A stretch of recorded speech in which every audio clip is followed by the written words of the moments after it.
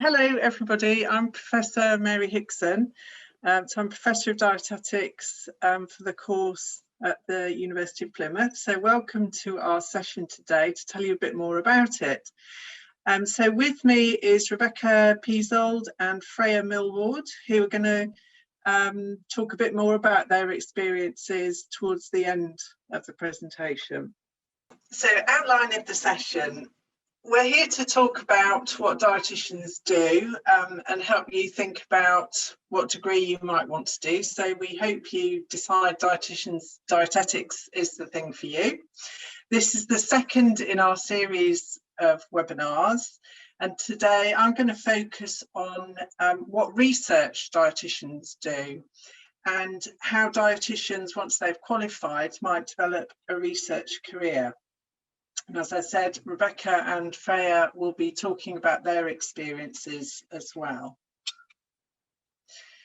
So just to give you a little overview of dietetics. So this is a profession where you're working with healthcare, and we teach you about food and nutrition. We help you become more aware of the relationship between nutrition and health. And we give you the skills to utilise scientific research to inform the treatment and prevention of disease. So we've been running a course here for well over a decade. We have many excellent state-of-the-art clinical facilities that will aid your learning. The team of staff here to teach you dietetics is really actively engaged in doing their own research. They were at the forefront of research within the dietetic profession, and also working at the best ways to teach you as well. Part of your experience is clinical placements, and we've got a range of clinical and community opportunities throughout the Southwest. So it's a great place to come, and really exciting course to be part of. So I wanted to talk to you today a bit more about some of the other options, and specifically research. So this is an option that you might want to choose once you've qualified as a dietitian. And I think it's always helpful to see a little bit further into the future. I know you're trying to decide at the moment what degree you might do, but it's also useful to know where that degree might go, where it might take you. So dietitians, once they have qualified and registered, there's a whole range of different pathways you could go down in your career. So I've listed some of them here. So you've got media, academia, public health, primary care, in your own private practice or some other entrepreneurial event. But research, which is the pathway I eventually followed, that's what we're going to talk more about today. So how do you get to do research once you've qualified? So your degree is your first step to become a dietitian. And then afterwards, I'd say most people will decide to do a period of clinical experience. So working somewhere in the health sector to consolidate their skills and sort of establish their knowledge and confidence in delivering dietetic care to patients. And then after some years doing that, quite a few people find they want to specialise and get really interested in a particular area. And that's when they might decide to do a PhD. Other people, once they've finished their degree, they're inspired by research, really want to get into it straight away, and that's their next step.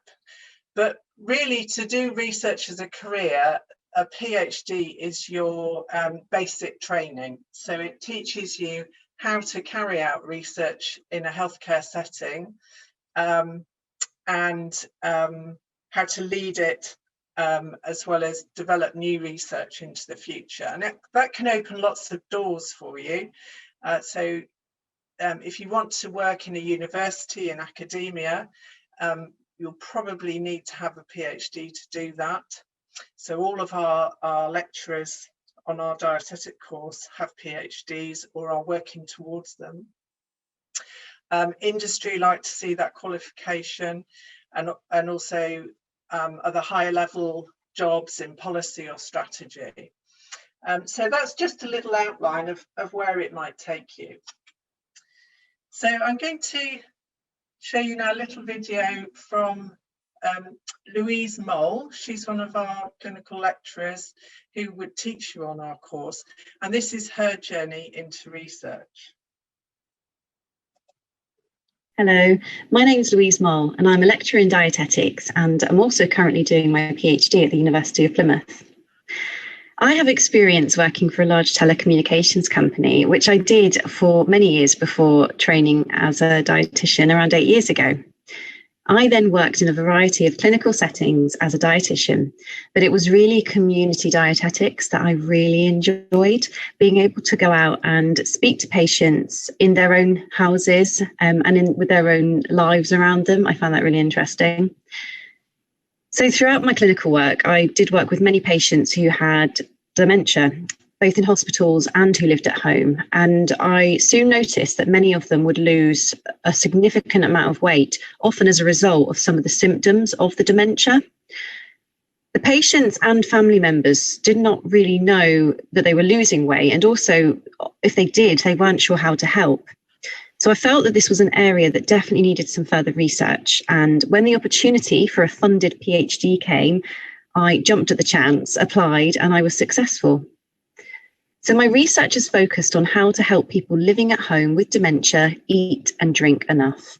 I've developed some podcasts which will help home care staff deliver the best nutritional care for their clients and hopefully prevent the risk of these clients becoming malnourished. So I'm nearing the end of my PhD and I'm just finishing writing it up, whilst also working as a lecturer in dietetics here at the University of Plymouth. I joined the team last January in 2020.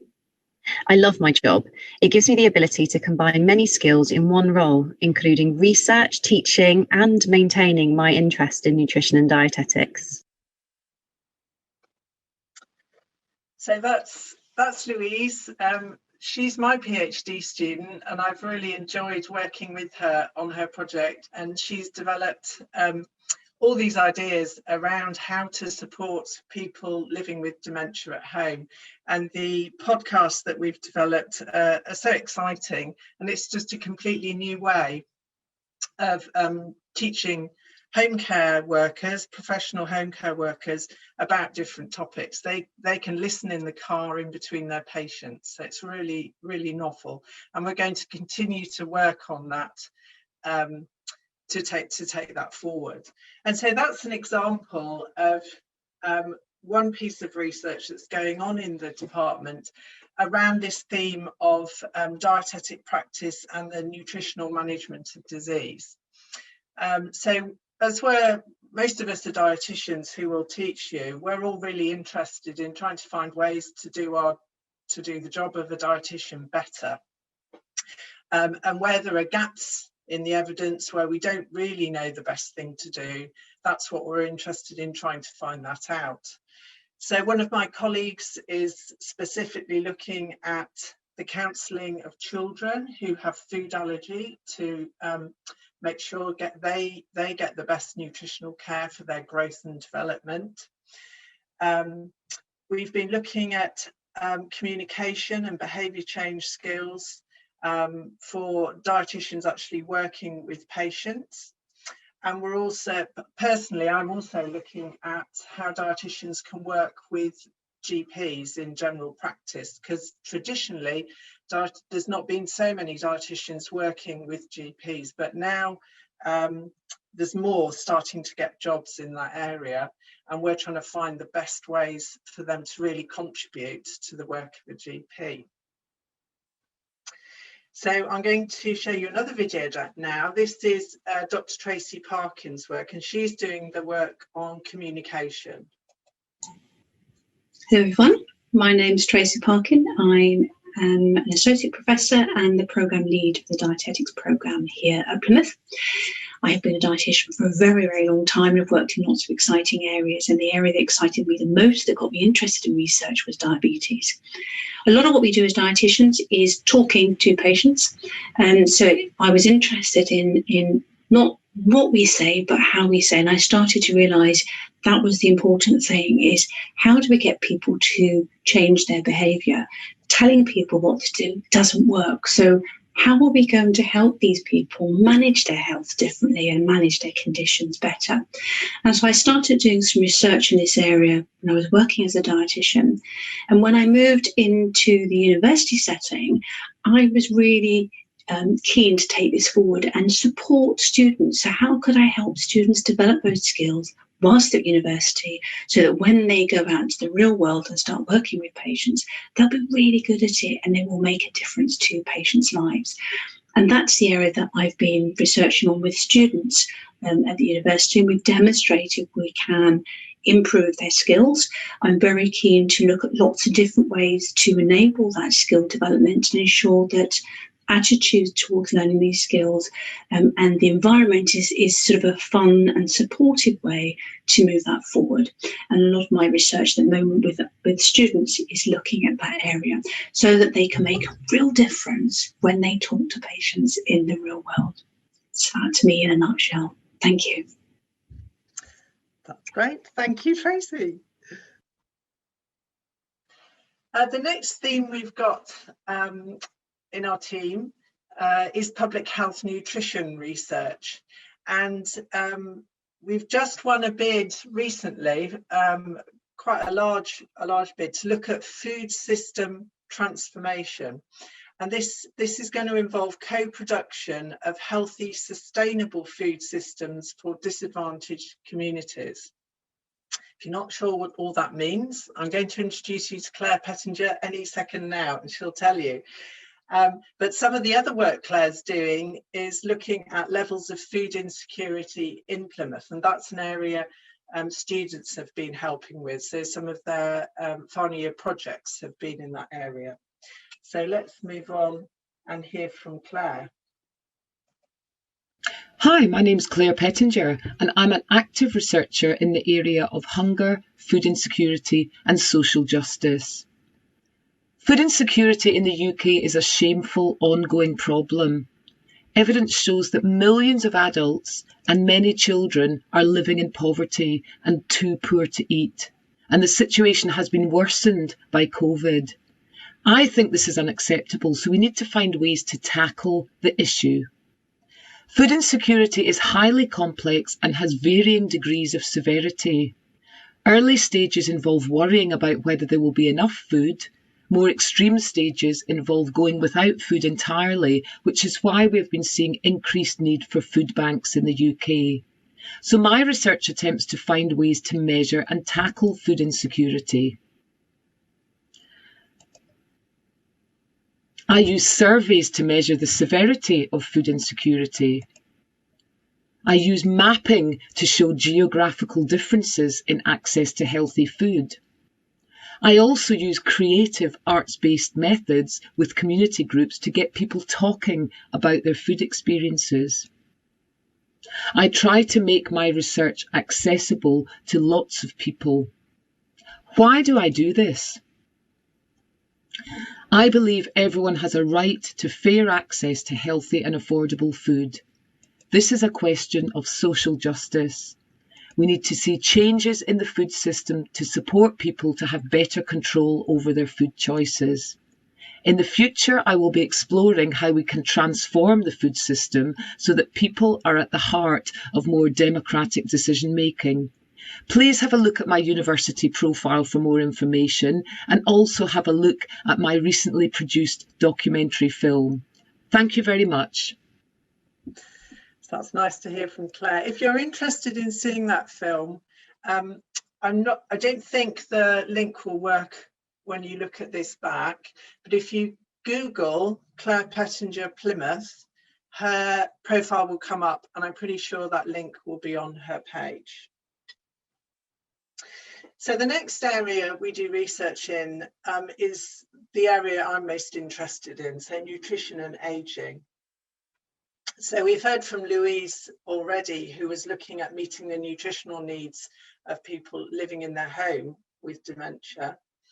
I've also done some work exploring the transition of care from acute hospital setting into the community. So that's a time when old people are discharged from hospital after being very unwell. So they've been treated and are better and are going home, but often they're going home to recuperate and to recover. They're not necessarily fully 100% better. And that's a period of time where nutrition can be really, really important. And we were trying to understand what happens at that transition of care. And often nutrition is forgotten about. So how can we raise awareness and make sure when people leave hospital, nutrition is thought about and people get the right support and care so they have good nutrition to aid their full recovery. We've also got some more lab-based work going on looking at nutrition and aging, which is looking at something called advanced glycation end products, and they're a compound that ends up in your body, and you get more of them as you age, and it is kind of a marker of aging, and that can be linked to glaucoma, which is a problem with your eyes, and somebody who's looking at that specifically. And then our final area for research is nutrition and metabolism, and a lot of this is much more lab-based research. So if you fancy yourself in the lab, getting to grips with some pretty technical equipment, this could be for you. So we've got a big program of work looking at nitrite and nitrate, which you get nitrite from green leafy vegetables, and it's really important. It's converted into nitrite, and that's really important in controlling your blood pressure.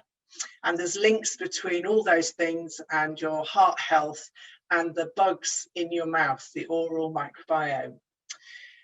So you're going to hear from Dr. Raul Bescos on the next slide, but we also have Dr. Desley White, who looks at iron and anemia, and also vitamin E, and where we get that from in the diet. So I'm going to show you now Raul.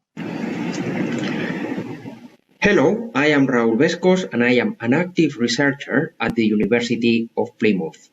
I do work looking at the bacteria in the mouth, which is an area of research known as the oral microbiome. And why do I look at the bacteria in the mouth? Because for many years we thought that oral bacteria were bad for our health. We were trying to kill them using antibacterial mouthwashes. However, we now know that the majority of bacteria living in our mouth are good and necessary to be healthy. Only a small number of oral bacteria are bad and can harm our teeth. We did a few studies and we found that some mouthwashes can kill both types of bacteria, bad and good bacteria. This is not a good thing to happen because it can impair oral health at long term. I am trying to develop a new mouthwash using natural compounds from honeybees that can kill bad bacteria while preserving good bacteria. This can potentially help to promote a healthy mouth more efficiently than current dental treatments. And why is it important to have a healthy mouth?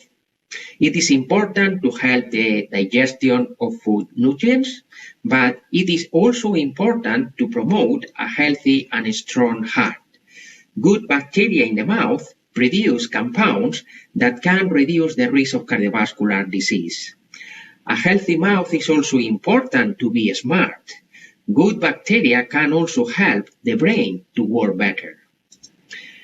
We have been in the news a few times over the last year due to the relevance of this research. You can also visit my university profile for more information about the research if you are interested, And thank you very much for your attention. Right. So that's Raoul and his exciting programme of work looking at the oral microbiome. So that gives you a nice overview of some of the research that we're doing within our team at the University of Plymouth, and hopefully some of that's interesting and exciting to you. What I'm going to do now is talk to both our students who are here today, and they'll give you some ideas of how they've got involved with research during their time here. So, Rebecca, where are you? Hi. Just organising myself. So Rebecca is in her second year here with us, and she started working on her final year dissertation. So that's when all students have to do a little bit of research. And also Rebecca's involved with a charity that uses research. So first of all, Rebecca, can you tell us about the charity you work with? Yeah, of course. So I volunteer for a charity called the Human Milk Foundation, and they're a non-profit human milk bank in the UK. They receive breast milk essentially from donors, so it's usually women that are expressing too much milk. And the charity then sell the milk to hospitals around the UK, where it can be given to babies that are very premature, or to families where breastfeeding is impossible due to the mother facing illness or an absent supply. But I should add that this breast milk, this donor milk is like gold dust, and it's really hard to get hold of. But the money they receive for the sale of the breast milk is used to fund research into human milk science. It's an area that has lacked investment and research in the past, so it's a massive area that needs to be invested and looked at, and it's really important. And I have a couple of examples of what the research team at the charity are looking at in order to hopefully grow this area and add some benefit. So one area is that they're looking at how donor milk can be used amongst infants and how it impacts the baby's health, but also the mum's physical and mental health.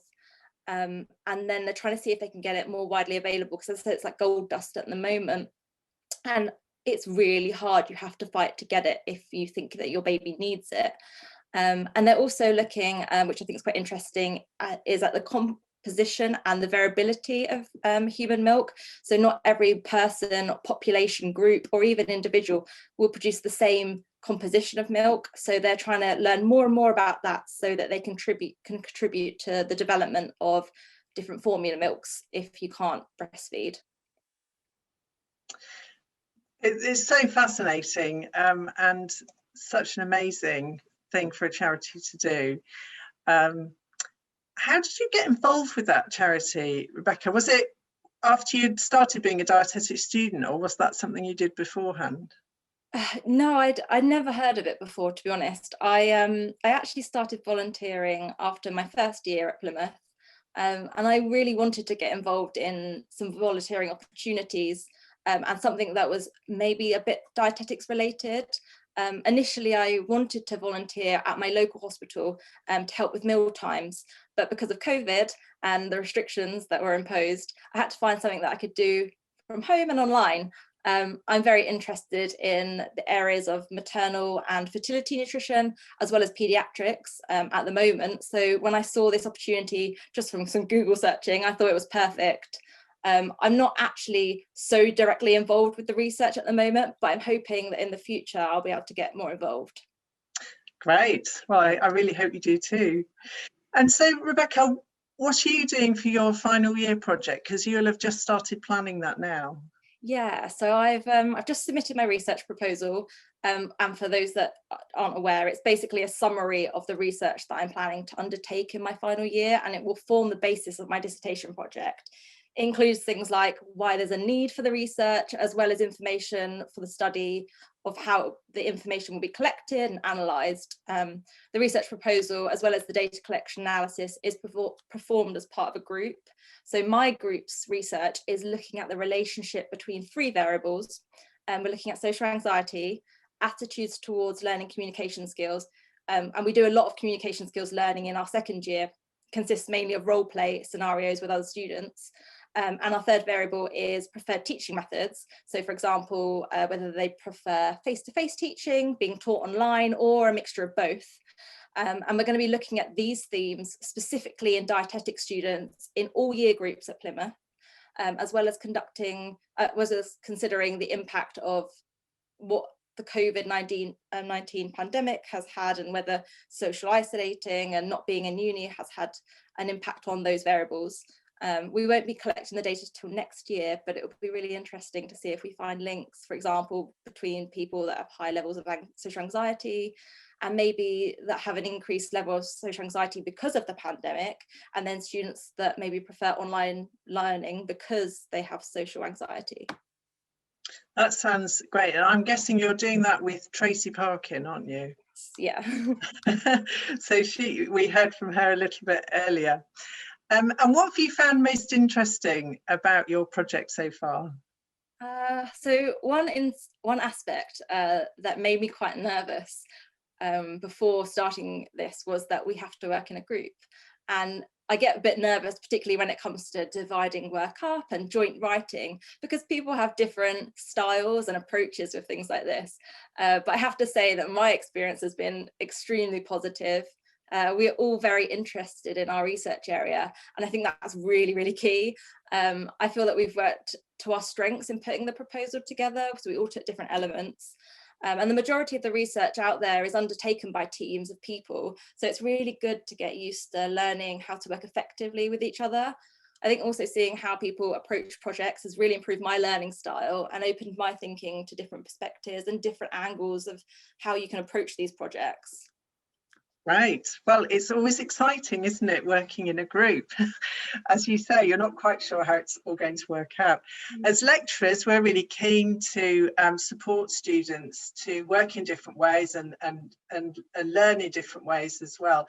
And we're also really keen, which is reflected in Rebecca's project, to look at really contemporary ideas. So several of the projects students are doing this year are about COVID-19 and the impacts this has had on students and nutrition and other things around having that disease. So thank you ever so much, Rebecca. And we'll move on now to Freya. Freya, do you want to say hello? Hi. Great. When you speak, you pop up on my screen, so that's good. Okay. So Freya is in her first year with us at the University of Plymouth. And so what I wanted to ask you first, Freya, is what have you done so far in your course that's linked to research? So in first year, we don't start our research projects. So my research so far has mainly been in my nutritional epidemiology module. So the whole of this research has been really new to me because I've come straight from my A-levels and I've never had to do this type of research before. But it's been really interesting, and there's been a lot of support with it. So yeah, I've just been learning how to research in these databases and read papers and reference and back them up, and yeah, it's been really interesting. Good. And what do you think, what can you tell us what you've most enjoyed about learning to do research? So I've really enjoyed first of all learning to read papers, because that's something like when I'd look at a paper at the start of the year, I was just like, what do I do with this? So I found that really enjoyable. And I've also really enjoyed that you can not only read the paper, but I've really enjoyed learning to know what's reliable and what's not, because there's so much misinformation out there, especially with social media. So it's been really interesting to find out, how relevant a study is, if there's a big sample size, maybe how old it is, and you can just really find out if the information and the research done there is relevant, so what's a good source and what's not. So I've really enjoyed that. That's great, and that really empowers you to use information that you find on the internet, because as you say, there's a lot of not very accurate stuff out there. Yeah. And I guess that's part of what we're trying to teach you and your dietetic course is to understand the good from the bad, and the myths from the truths. What do you think you found more challenging around doing research on your course so far? I think when there's so much out there, there's just so many papers. I found it a little bit challenging to know how to search for things in the right way. But there's been loads of support. So we've had, especially at the start of the year, lots of tutorials and seminars teaching us how to search for things properly and how to use the databases and things. That's been really helpful.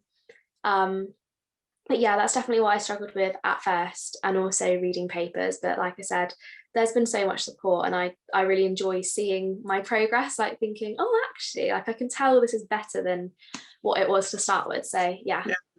Excellent. That's really good to hear. And that searching for literature is a real skill, and so you're just starting to learn the basics. You know, it can take quite a lot of practice to get really good at it. And then finally, Freya, what would you like to research in the future? Have you got any thoughts on that? So right now I just have ideas. Probably when I go into placement and maybe start working clinically, I'll know a bit more. But at the moment, I'm really interested in like cognitive impairments, like Alzheimer's or dementia, and just seeing, like, I'd be really interested to see research in that area and like how food can affect things like Alzheimer's. And then going on the same sort of idea, well, not idea, but like the same sort of area, I'm quite interested in like food and mood and food and mental health. So, you know, how the food you eat might affect depression, and just basically food in the brain really interests me. Yeah, excellent. Well, that sounds like a new area we can develop here at Plymouth. So thank you both, Rebecca and Freya. I think I'm just going to go back to the slides. So just to remind people before we take questions, this is just one in a series of webinars. So if you've enjoyed today, do feel free to come back to the rest of the webinars that are spread over the next few months. So the next one is in mid-March, and that's, you've heard already today from Dr. Claire Pettinger, and she's going to be talking more about sustainable diets.